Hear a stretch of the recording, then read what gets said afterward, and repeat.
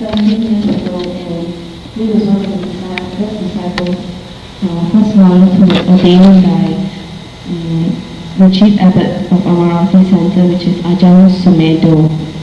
And since then, he has completed 17 masters, and he follows the Ajahn forest tradition. So Ajahn Sumano tells me that he is a forest monk, and he stays in a cave in northeast Thailand. And at the moment, he has just finished Vasa in Penang, Balik Pulau, if I'm not mistaken. Balik Pulau, right? And he's been giving talks in Singapore, Penang, and finally now in KL itself. And he also involved in translating Ajahn Chah's books, or as many as he can, or when it comes out, when they discover a new book that's written by Ajahn Chah. So tonight he will be giving half an hour presentation, playing this video, and he tells me also that he produces one video per year, because he is the biggest television, biggest producer in Thailand, produces shows, sponsors him to do such prepare video shows. So tonight he'll be giving us a half an hour presentation, and he will also explain the show itself. I think that's about all the information I have. So I would like to invite Ajahn Sumano to start giving us the talk.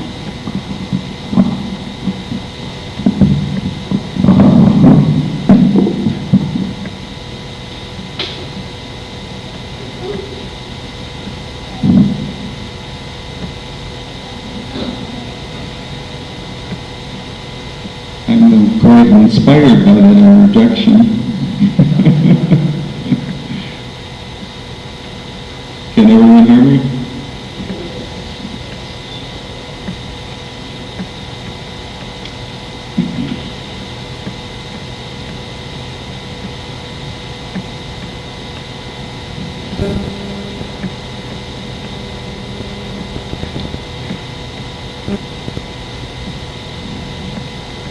First, I'd like to say how delighted I am to be here tonight, to share this opportunity of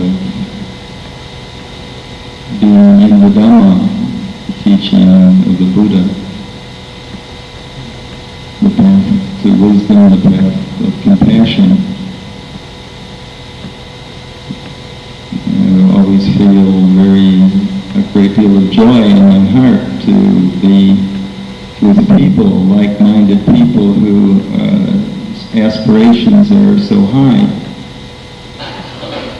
people whose minds are so evolved that this teaching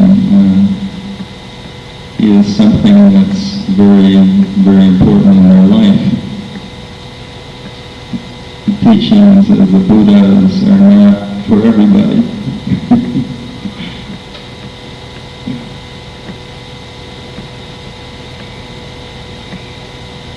The way we've been doing these programs has been that we would have a video, and then there would be a talk,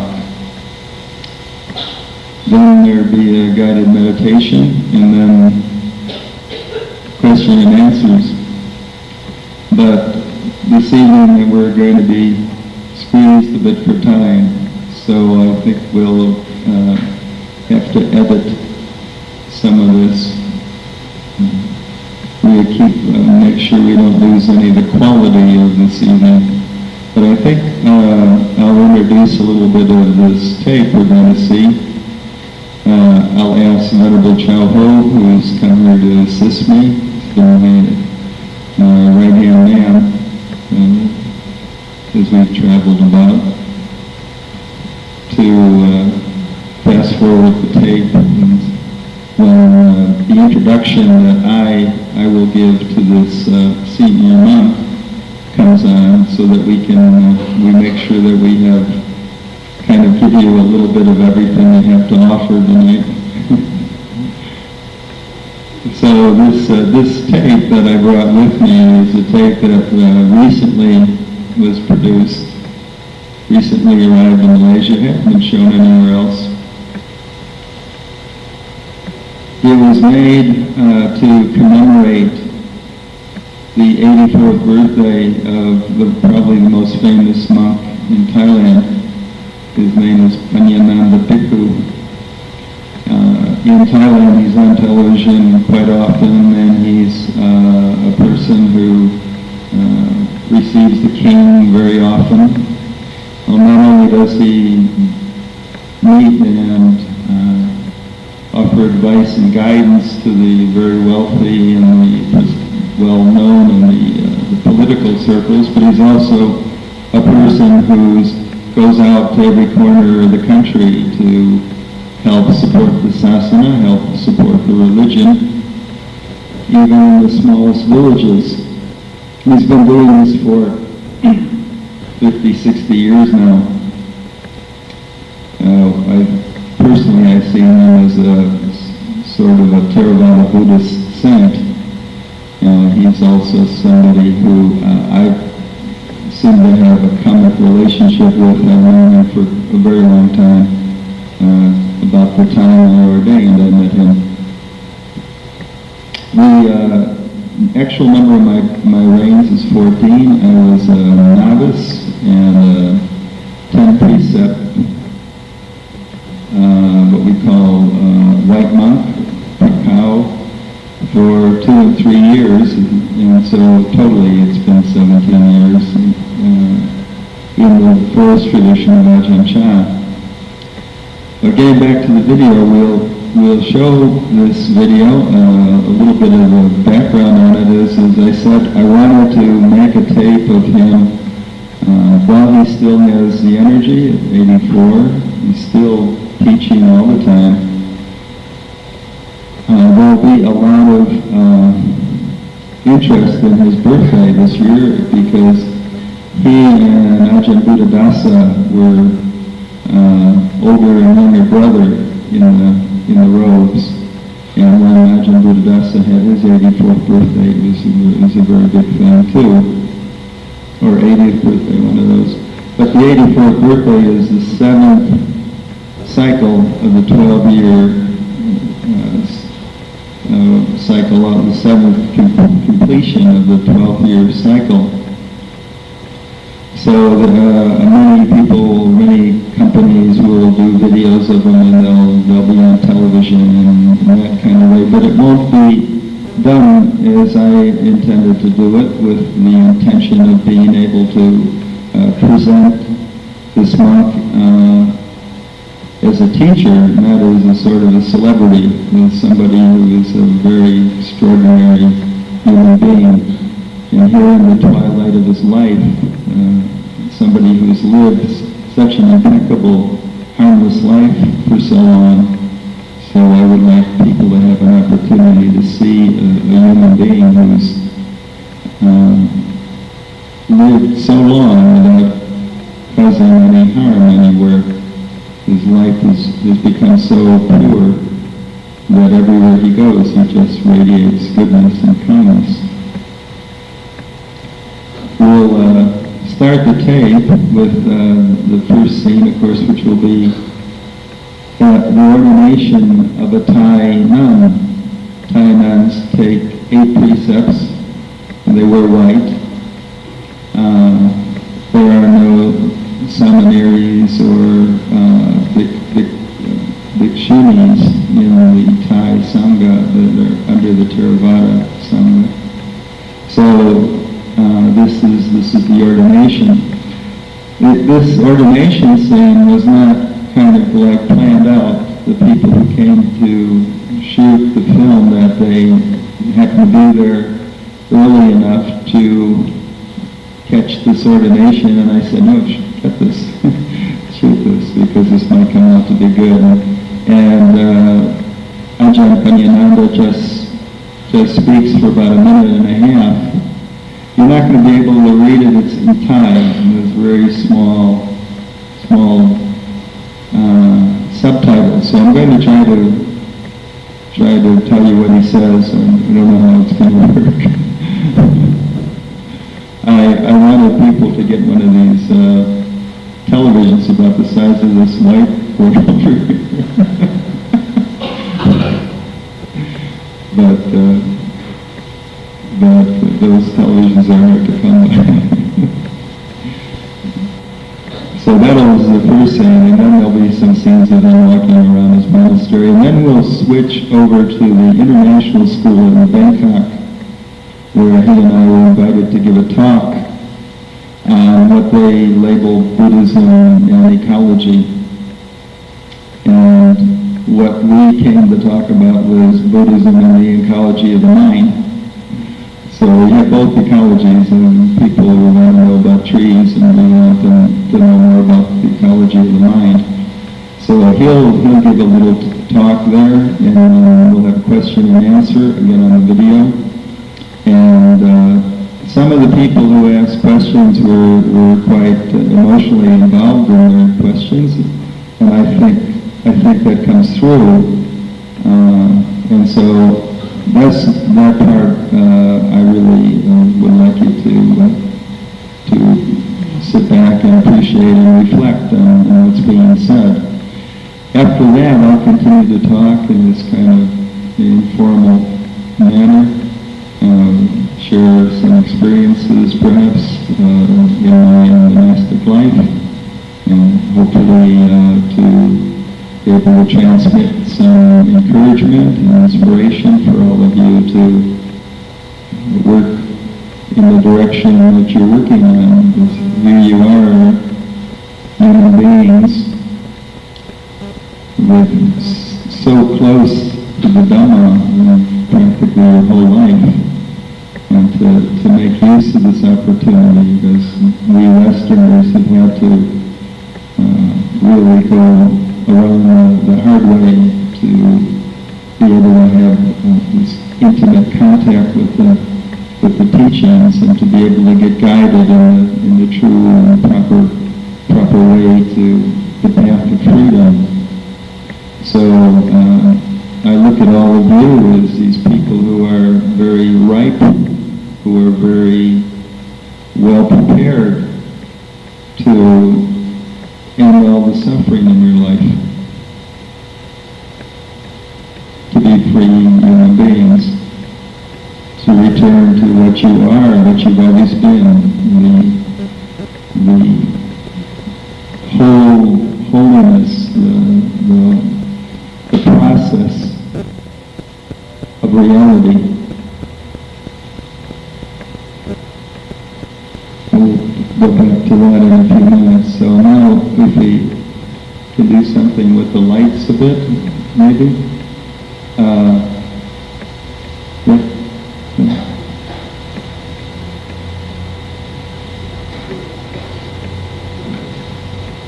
We need a technician.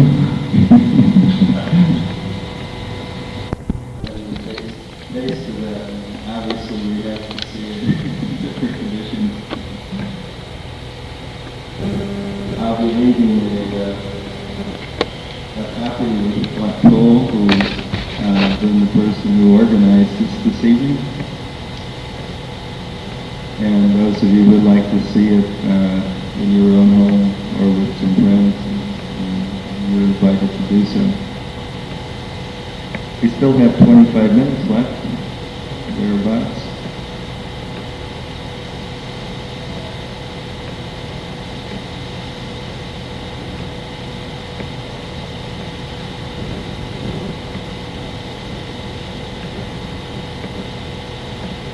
I'm very new to Malaysia. I really don't really know very much about the country. Eric? Yeah? All right.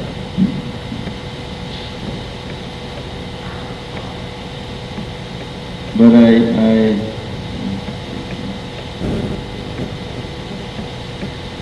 I've been hearing, even though I've been on this retreat with 5 other bhikkhus up in the mountains,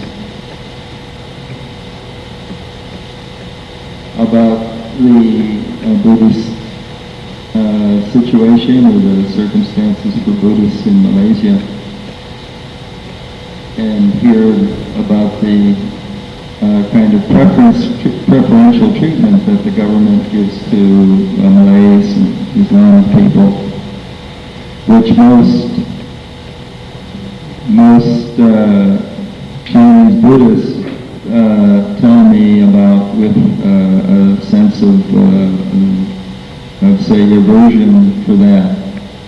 And I tell everybody what I'm about to say now, that because you all have to work so much harder, you're not going to be lazy people.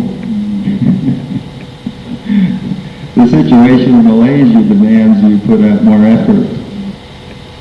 And if you didn't put out like double effort, if you didn't put out like double effort, you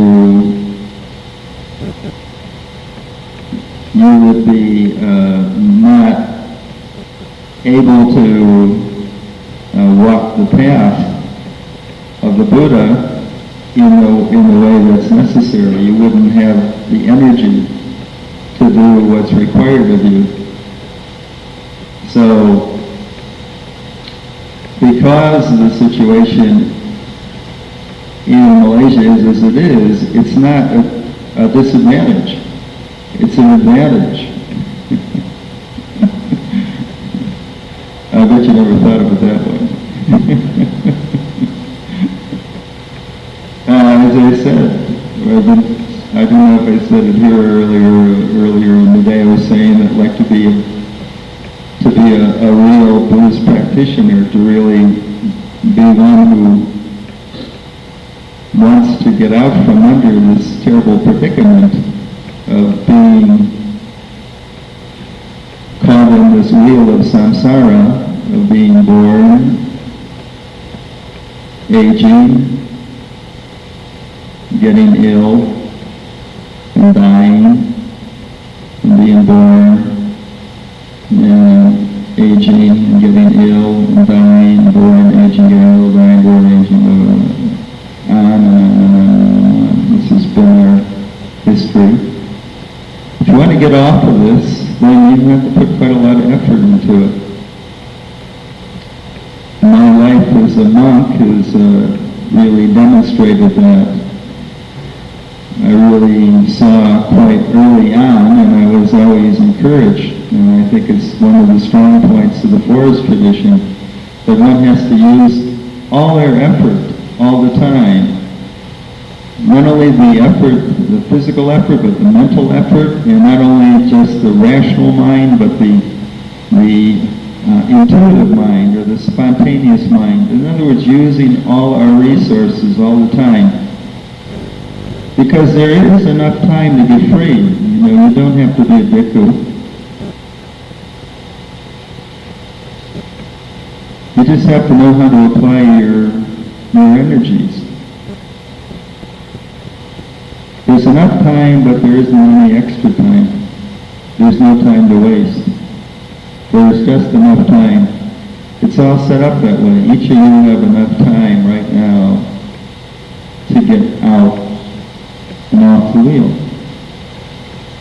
You're not going to believe that, but it's true. And that's part of our predicament. There's a lot of things we don't believe, but that doesn't make it any less true.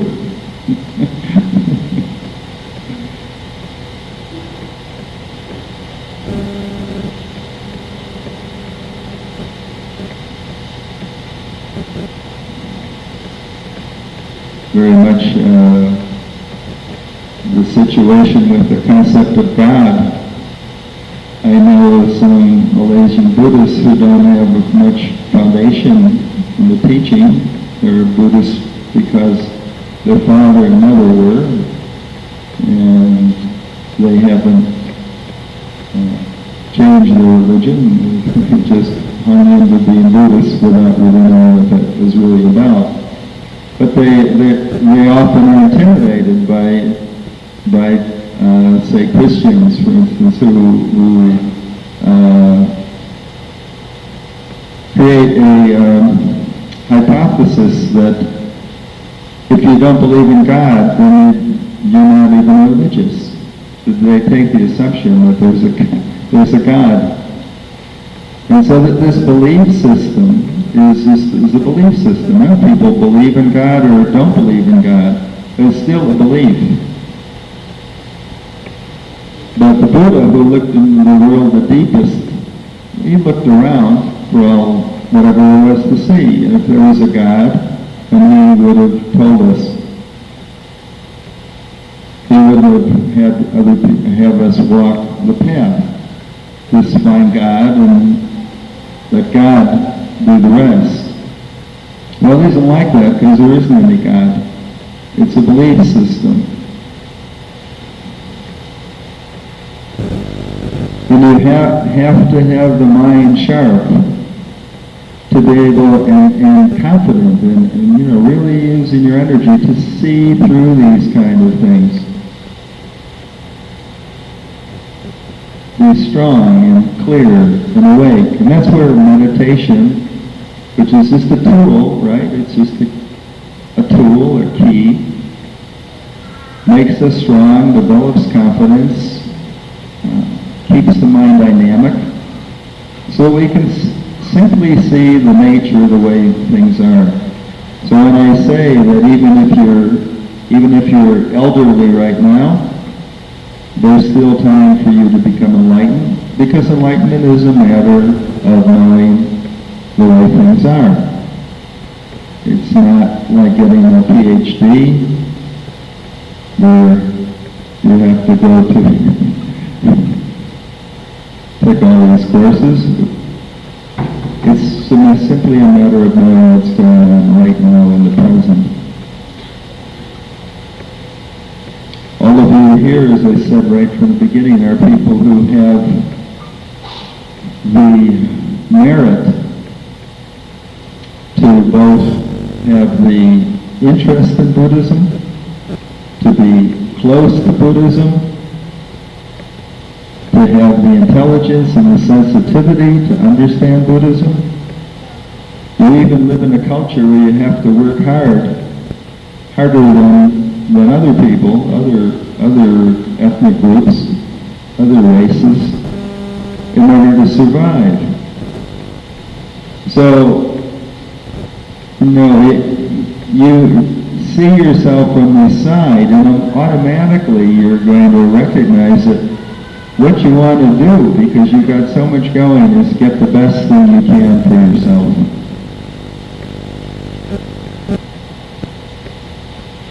The highest good, whatever it is. And the only reason we don't know what the highest good is that our minds are obscured. We're distracted. We get fooled all the time. We get caught in all these belief systems. We have a lot of doubts. These are just challenges. And because you have all the rest of these things going for you, like I've mentioned, you have a background in Buddhism, you're close to teachings, all the books that you need are available for free. The best teachings that are available. You, as you are right now, are as good as you can be. You can't have anything more going for you than you have right now. See, there's no point in waiting for anything else. There's no point in waiting until, in Thailand, women think they need to wait till they get reborn a man, and when the men think they have to wait until they get reborn a bhikkhu, when they're 20, and then practice for the next 50 years and whatever. But these are self-imposed conditions. This isn't the reality at all.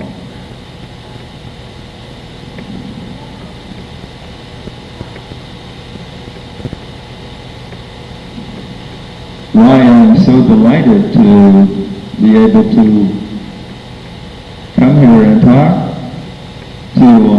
well, I think a lot of you seem to look quite pleased and happy to be here. I'm just as happy because I feel like you're people who are really, really ready to evolve, ready to be who you really are, ready to be people who can live in happiness, people who can be in peace, people who can radiate this peace to their friends and family, people who can lead other people into ways of happiness and peace, goodness and kindness and compassion. All these qualities, and I really see all these qualities are the great potential and the possibilities so close for all of you. So for me, it's just to come and kind of encourage you, to remind you of these qualities that you already possess, and to see not to waste any time. There are these books around, there's videos around, there's things for you to keep nourishing you, to practice, to support each other, to come to like the temple here, and to use it as a place where you come and remember who you are and remind yourself of the moment, and also to make experiments in your life, to see yourself as someone who has this rare opportunity, all these factors going for you, but you only have a little bit of a lifespan. These bodies are not made to last very long. Both of us, we've been living in a very kind of rarefied environment where the air is very clean and it's very quiet. So we come down and we've been in Singapore and Kuala Lumpur and it's haze. So Venerable Joe is the flu and I have stomach problems. Because the environment is harsh. We have to live in these harsh environments. So even, of course, in a few days we'll get used to it, but still the body still has to deal with eating food, digesting food, eliminating food, washing, and the process of deterioration, which is called aging, which we all have to face.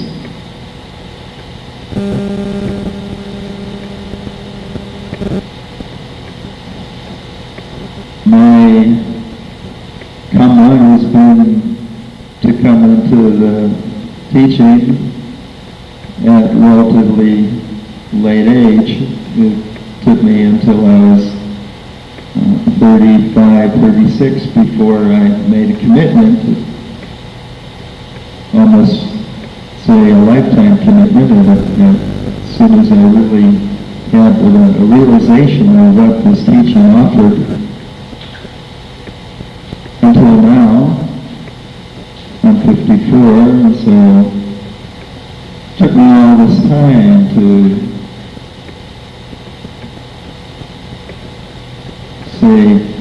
bring my mind to a place where right now I'm quite happy with the way things are in my life. I'm quite content. I don't want much. I let go of my desires for superficial things. I just keep turning my mind to that which is the best. I always recognized in myself that I was a person who was really very good, a person who was very sensitive. And so I wanted always to find the best thing I could get. I felt like I deserved it. And the same for you.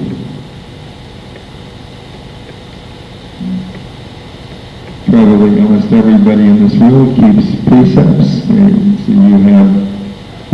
you've got this foundation. Without the precepts, it's hopeless, of course.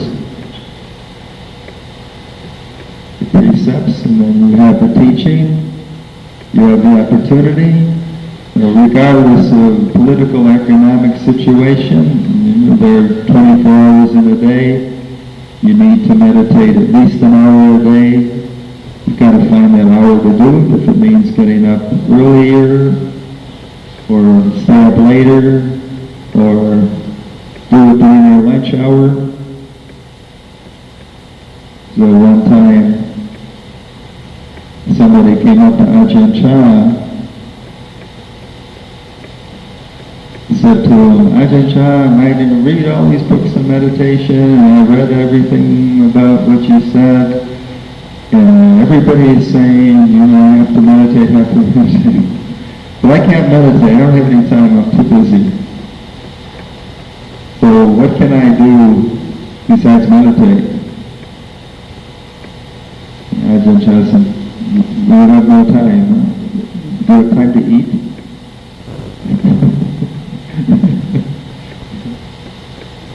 It's like that. It's not a overstatement. We need to nourish ourselves spiritually just as we need to nourish ourselves physically. It's business of our life, as Ajahn Panyananda was talking about it was in terms of duty. What is your duty in life? What are you here to do? What's your potential? And have you reached it yet? What do you have to do to come to it? These are questions to ask yourself and to really fix in your mind and determine in your heart.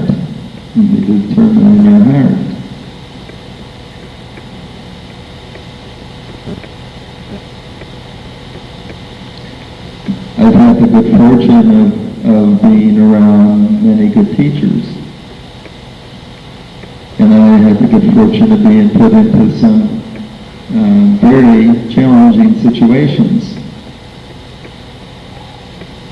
Somehow I was able to get through it.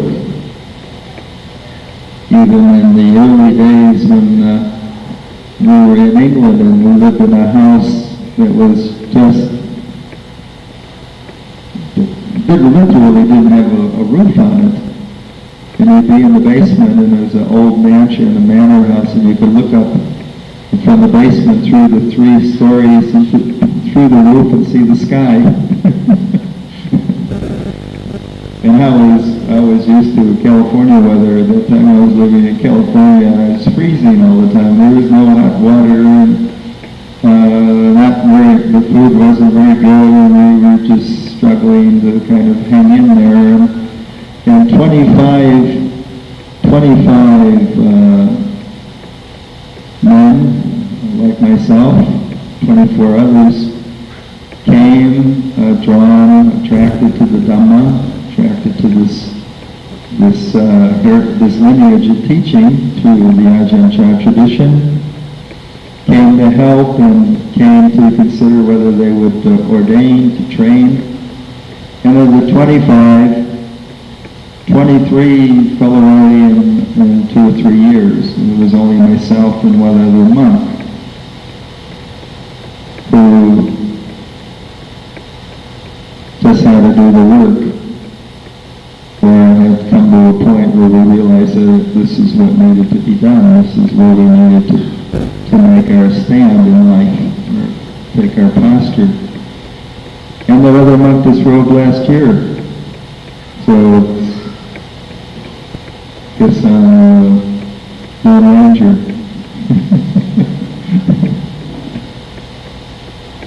But there has been after that quite difficult phase when things were very uncomfortable and we were working 7-8 hours a day and sitting up meditation most of the night, go to sleep around 12 and bell ring at 3. Come down and meditate at 3:30 and have a cup of coffee around 6:30 and go out and build a road. then have our one meal around 10:30. Half hour rest and back at work. When I was a real estate broker, I was a white collar worker, so this is all a different thing for me, but I didn't really care. If they wanted me to crawl over the Himalayas naked in the middle of winter, because I really understood suffering, the suffering in my life, and because I could appreciate the Buddhist teachings, I just was going to do whatever had to be done.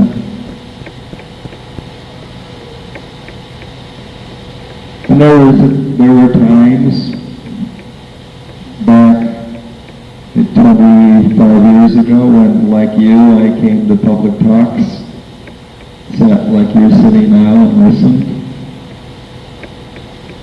and let the words come into my heart, and the doubts, and wondering, well, this person's like that, but I don't know that I could be like that. I don't know I could give up all the things that he or she gave up.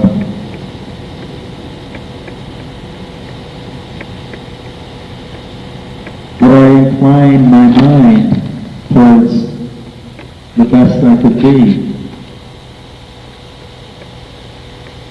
And that just led me deeper and deeper into the teachings, and more committed.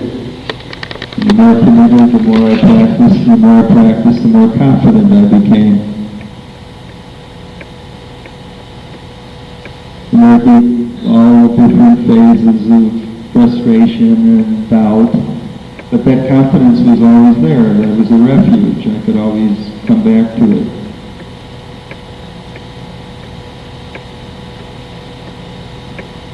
And I really made the determination to do the work for myself, not to get caught up in all the other kind of interesting things you can do, and social work and whatever. And so for the first 7 years in England, I didn't go anywhere. I just stayed in one monastery. Occasionally went to houses for a meal, but I didn't travel anywhere.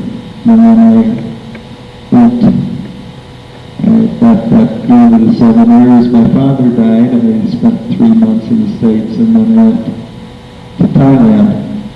In the first 5 years in Thailand, I went nowhere except in 2 monasteries just a few kilometers from each other. And I always stayed behind the scenes. And so I knew that, particularly because my nature is sort of outgoing, and I really feel a lot of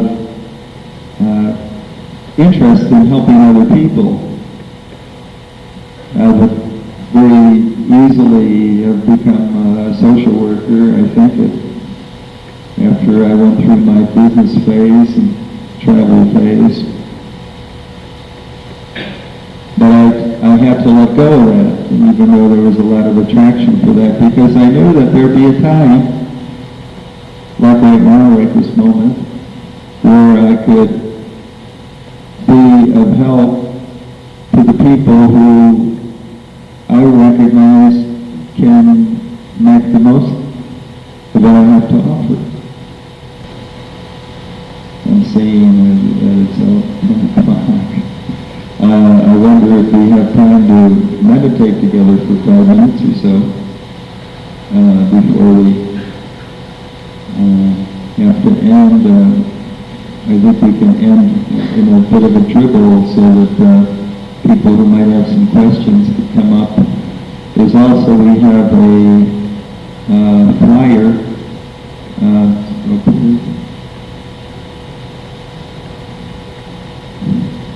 Maybe people can just pick it up here.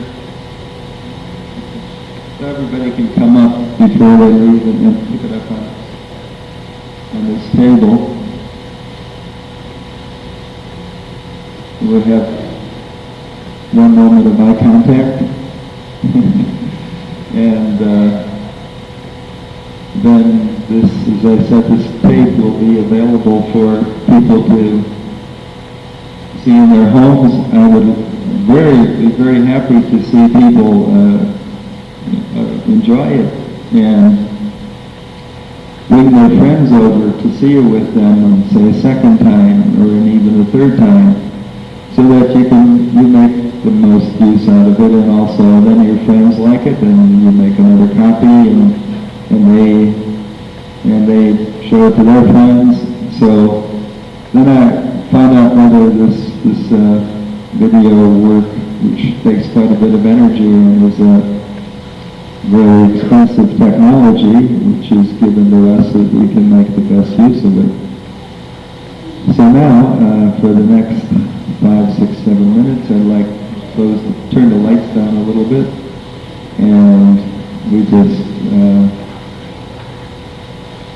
take what you've been listening to, rather than do whatever practice you do with your watching your breath, or I'd like you to take something that you heard tonight, a question, or a perception, a thought, a feeling, and just look into that for the next 5, 6, 7 minutes. Okay? So to close your eyes and try to get yourself sitting straight, alert. Turn your mind's eye directly into the mind.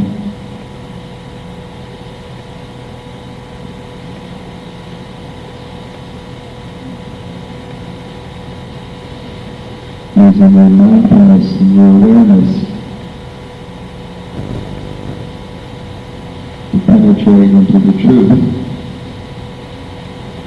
This is what makes us very different. We have these reflective minds. We can look right into the truth with our mindfulness and our awareness. Keep your attention on your meditation object. Just let the sound of the voice just wash by. And recognize that this mindfulness awareness is that which knows the truth, which knows the way things are. That aspect of you that's the sound energy that opens the heart to enlightenment. Every moment of mindfulness and awareness is a moment of freedom.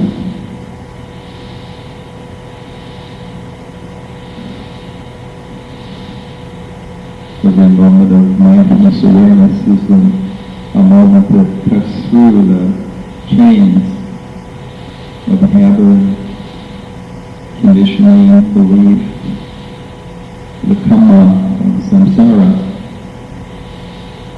So just to be awake and aware for one moment is no small thing.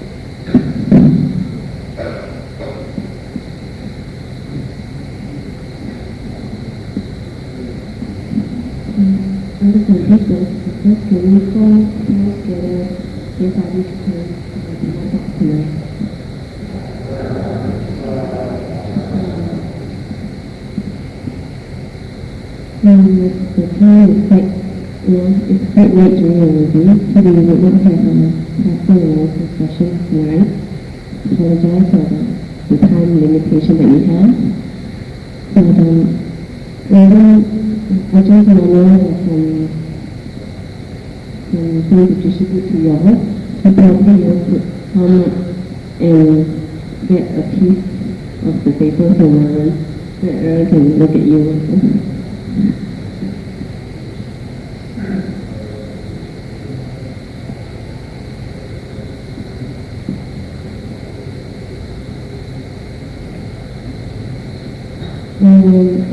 Ajahn Sumano has like you all to, if anyone of you would like to see Ajahn Sumano or have any questions, Ajahn Sumano will be at Mr. Lau's shop house, but I'm not sure where is Mr. Lau's shop house. Yes?